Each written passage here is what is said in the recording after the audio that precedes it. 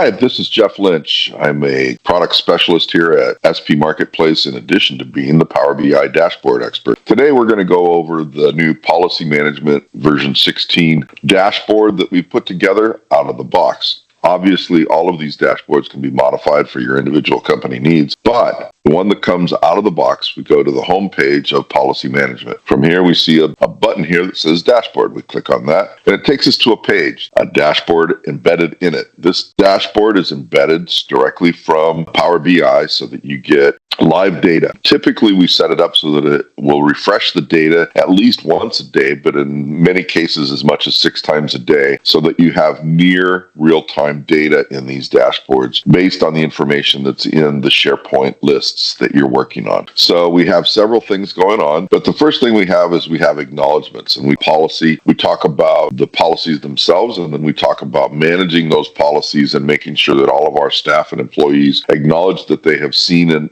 understand those policies. So what this page shows us is exactly that. How many acknowledgments have we had? How many are pending? How many are overdue? And we can also filter this by a particular employee, so we can see that Jeff Lynch, for example, me, has 1 approved, no pending, and no overdue. This also then gives us the details down below of exactly which policy might be missing, who's missing it, and exactly what the status of it is. And we have a graph over here on the side. This is a date bar that will reflect all of the dates that are in the system. So it grows and expands according to the time that people have put things in on the front end of the system. We can put it in by employee. We can also filter it by employee groups. So we can get all employees or the Idaho employees. We can see policy types. So we can narrow this down again where we look at just the compliance policies and just the acceptable use policies. All of these filters will grow according to the items that we've entered into the system themselves. And then if we want to look at a specific policy, we can certainly do that as well. That's probably going to become cumbersome if you have a large number of policies, but it's still there if you need to look them up. The second page of this 3-page report gives us more information about policy development.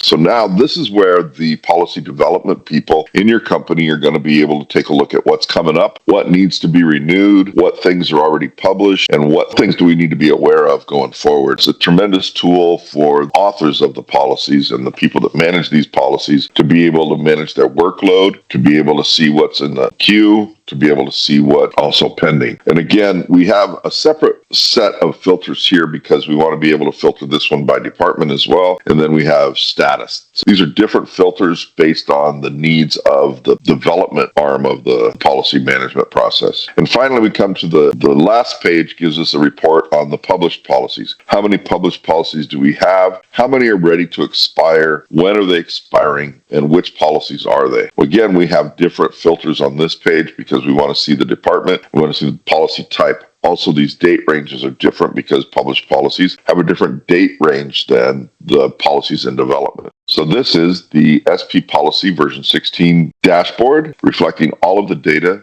that exists in your Policy version 16 SharePoint site. Thank you very much for watching.